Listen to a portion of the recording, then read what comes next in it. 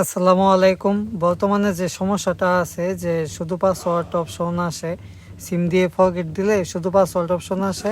এমনি আপনি হোয়াটসঅ্যাপে কোড দিবেন বা সিমে SMS-এ কোড দিবেন, এরকম কোনো সিস্টেমই নাই। আপনি যখন পাসওয়ার্ডটা দিবেন, যদি ওইটা সঠিক পাসওয়ার্ড হয়, তারপর ওইটা কাজ করতেছে না। এইটা হয় কিভাবে? এটা হলো যখন আপনি মোবাইলটি রিসেট করবেন বা একটা নাম্বার দিয়ে অনেকগুলো আইডি খুলে ফেলবেন, তখন আপনার ইম্পর্টেন্ট অ্যাকাউন্ট যেটা আছে ওইটা থেকে নাম্বার ডিলিট হয়ে যায়। তো এই অ্যাকাউন্টটা আজকে ঠিক করে দেখাবো। আপনাদের যাদের এরকম সমস্যা আছে তারা এখন স্ক্রিনের বাম সাইডে দেওয়া হোয়াটসঅ্যাপ নাম্বার যোগাযোগ করতে পারেন, আপনাদেরগুলো ঠিক করে দেওয়া হবে। তো এই যে দেখতেই পাচ্ছেন যে ওই অ্যাকাউন্টটা মানে আমার একটা কাস্টমার বলছিল যে তার এই সমস্যা, তো অল্প কিছুক্ষণের মধ্যেই তার অ্যাকাউন্টটি ঠিক করে ফেলা হয়। আপনারা দেখতেই পাচ্ছেন এখানে কোনো বাটপারি নাই।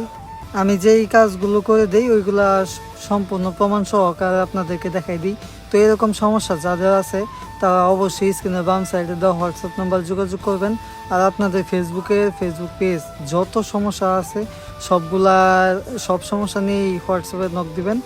আর আপনাদের কি বিষয়ে ভিডিও লাগে এইগুলো যদি কমেন্টে বলে দেন, তাহলে ওই বিষয়ে ভিডিওটা মানে কত একটু সুবিধা হয়। তো এতক্ষণ ভিডিও দেখার জন্য ধন্যবাদ।